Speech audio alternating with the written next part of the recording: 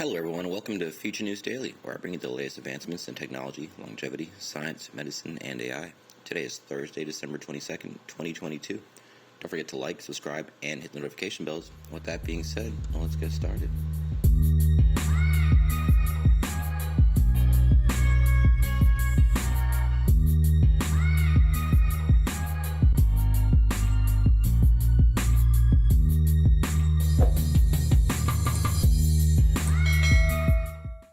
So first up today, we got some hitter articles. Tell you, we can now 3D print as much wood as we want without cutting a single tree.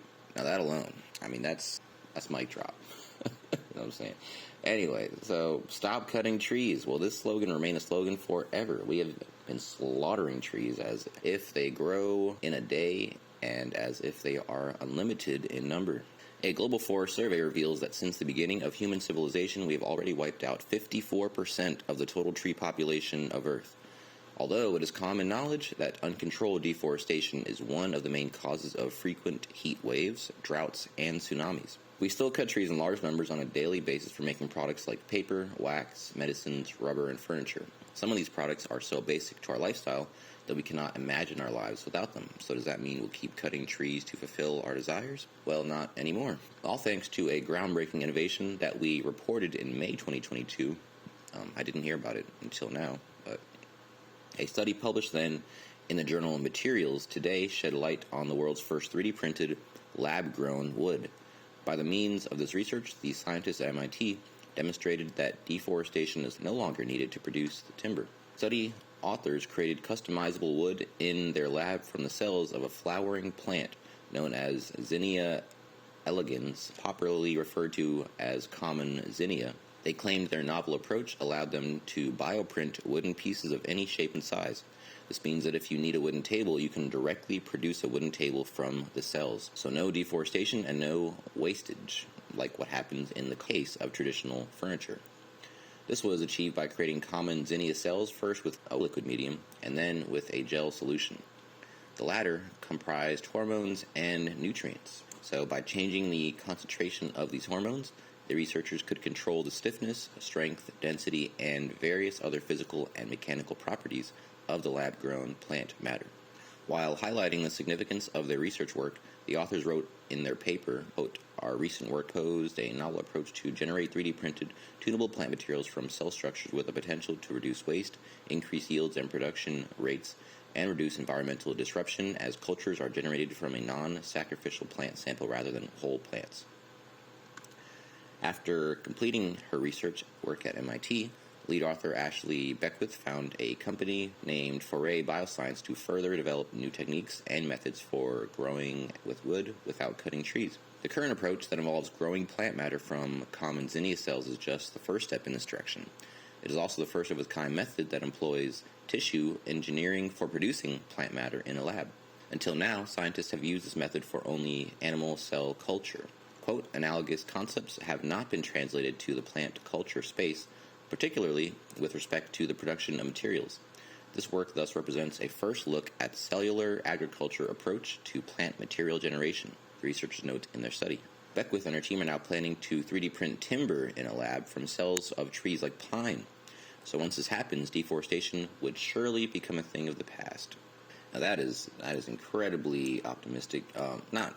Not in a condescending way. Like, this is really, really crazy stuff going on. Like, not having to cut down a single more tree, that we can lab grow all of our wood for our whole, everything we use.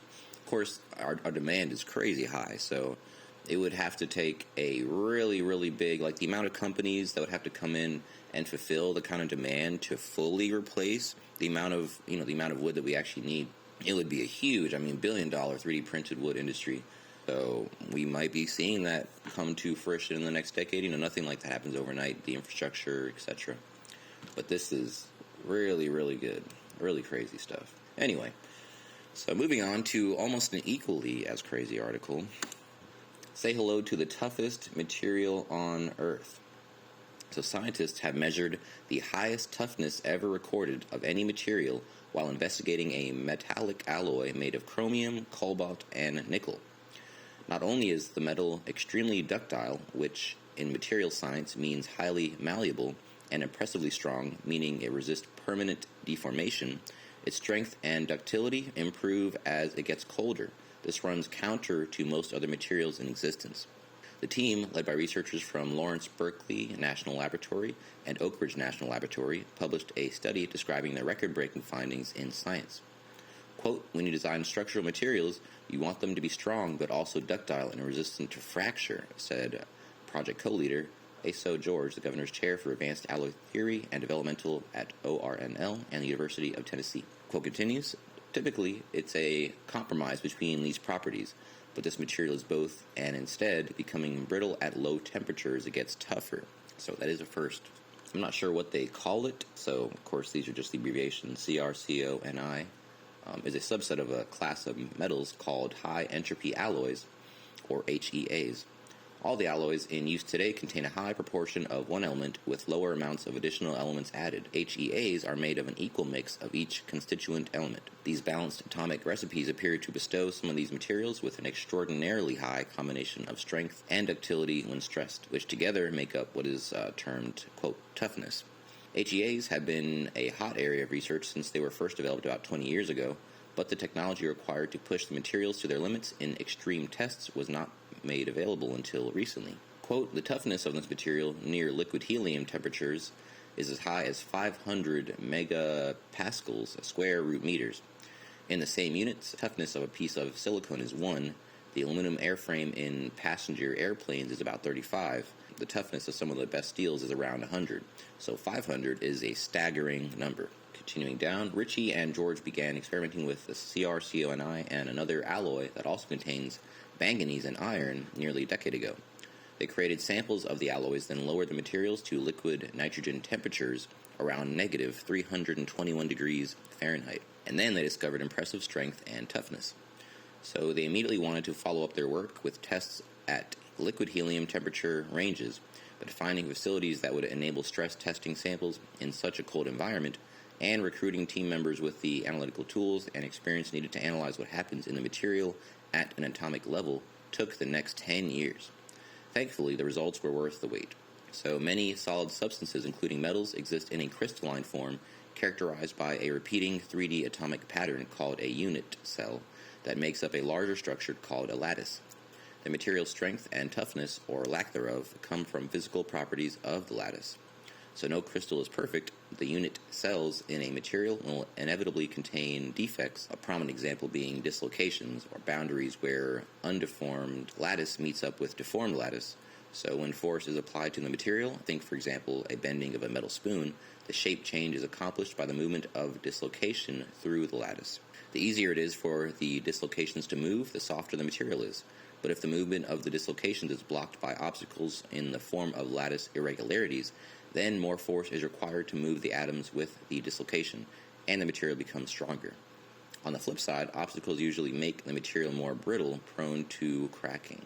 Using neutron diffraction, electron backscatter diffraction, and transmission electron microscopy, Ritchie, George, and their colleagues at Berkeley Lab, the University of Bristol, Rutherford, Appleton Laboratory, and the University of New South Wales examined the lattice structure of the CrCONI samples that had been fractured at room temperature and 20 Kelvin. For measuring strength and ductility, a pristine metal specimen is pulled until it fractures, whereas for fracture toughness tests, a sharp crack is intentionally introduced into the sample before it is pulled, and the stress needed to grow the crack is then measured.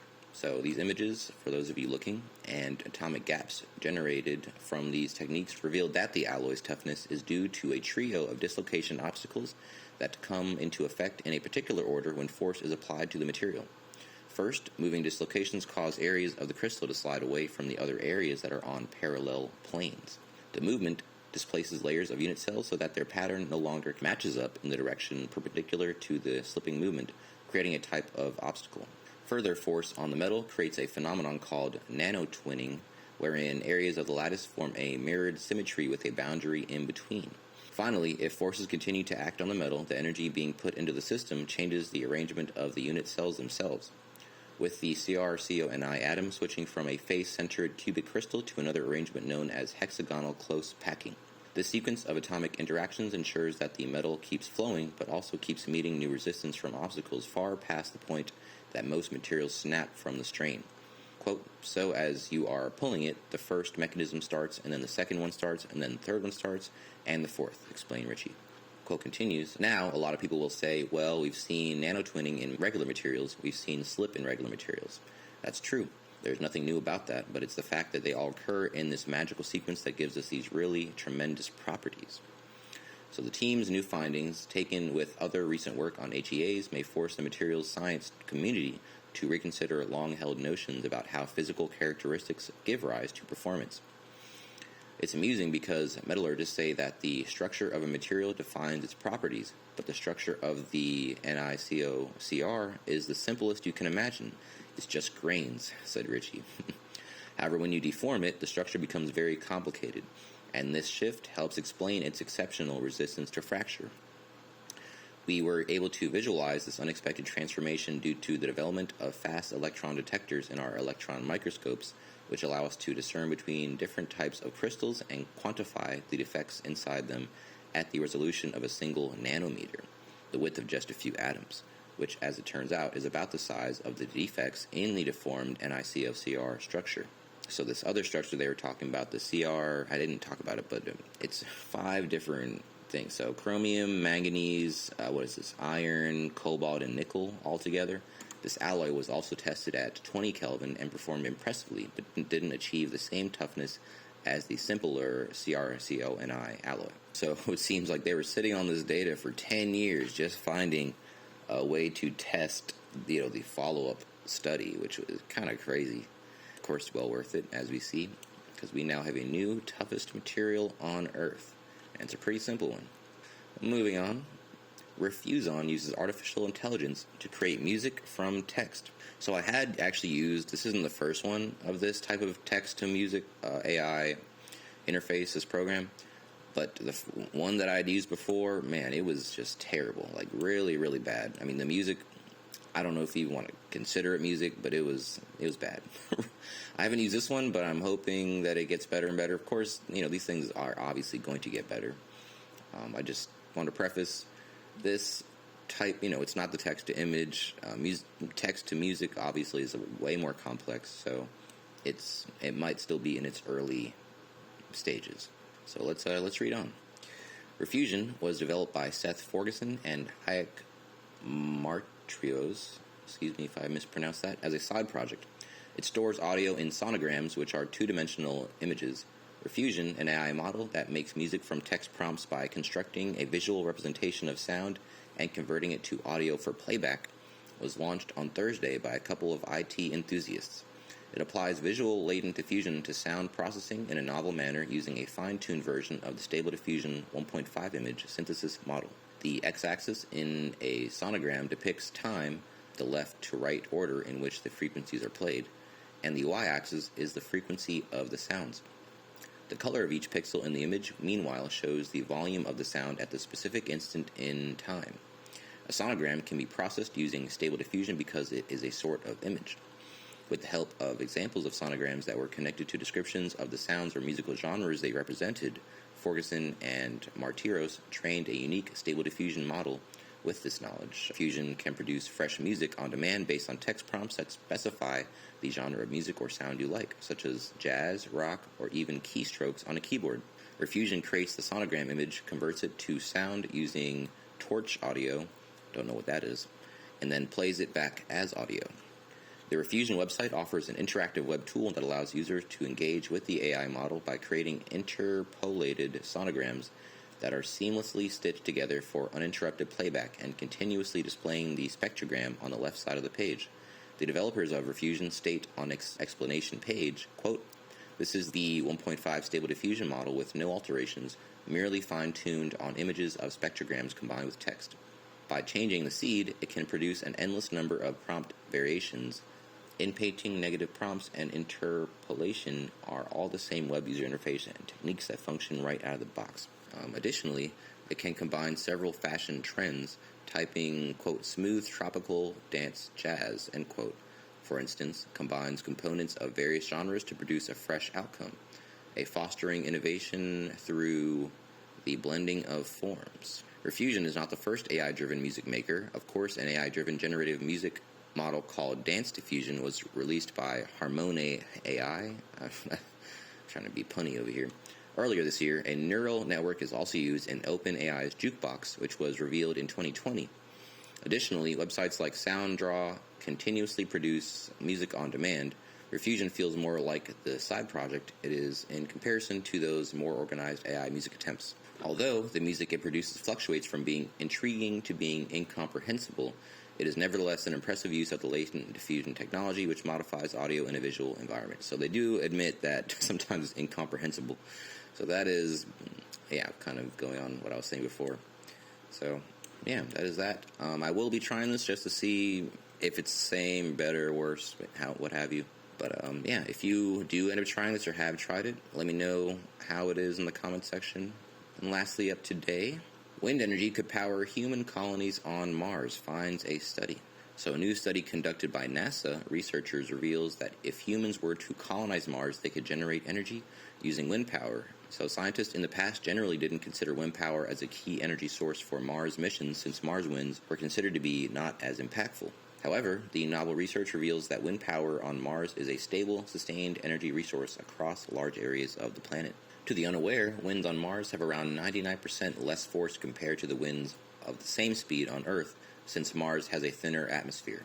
Studies conducted on Martian winds were usually for landing or single assessments of mountainous ridges, and they didn't offer the full picture of the planet's potential for wind energy, which can be different in the different times of the day.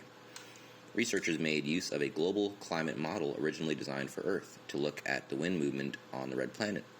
They used detailed info about Mars, such as a precise landscape, heat, energy, dust levels, solar radiation levels, etc., which were taken from maps generated by Mars Global Surveyor and Viking missions. Based on this info, they created a simulation to show the kind of wind speeds seen across the planet during the day, night, and its seasons. For each unit area on Mars, the researchers calculated the maximum power that could be produced using 100% efficient wind turbine. They also calculated the theoretical power returns from 4 commercial turbines in different sizes that are actively used on our planet today. This was then compared with estimated energy requirements for 6 people on Mars for a mission for around 500 Martian days. Researchers saw that the wind energy was not just capable of complementing solar energy, especially during night and dust storms that block out the sunlight, but even capable of completely replacing it in some areas. It showed the most potential around the Martian crater rims and the volcanic highlands. Victoria Hartwick at the NASA Ames Research Center in Mountain View, California, said in a statement, quote, "When we talk about human missions to Mars, we want stable energy resources in the most interesting scientific locations. With wind power in concert with solar, some really interesting portions are accessible." Hartwick added, "This is a major avenue of additional research that we really encourage. We are excited to see what the engineering community comes up with." Very practical here, solar and wind as energy source, especially if we can actually beam that solar energy right to Mars. That's the thing. They haven't really talked about the distance limits on the solar power beaming. Again, going back to that, but in conjunction with each other seem like the most practical way to go about that issue. So very good. So that is the last article I have for you today. Don't forget this video is for educational purposes only. I will never recommend any investments, solicit your time or money, attempt to contact you on any other platform, or own any rights to the information within this content. With that being said, thanks for tuning in, and I'll see you in the next one.